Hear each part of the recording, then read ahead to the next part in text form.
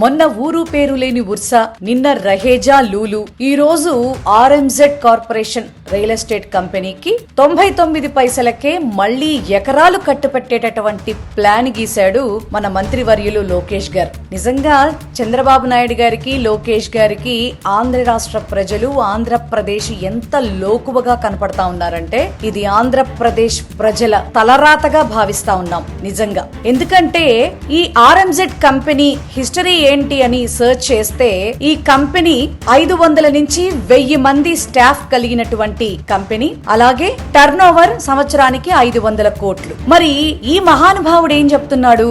1,00,000 కోట్లు పెట్టుబడి, 1,00,000 మందికి ఉద్యోగాలు.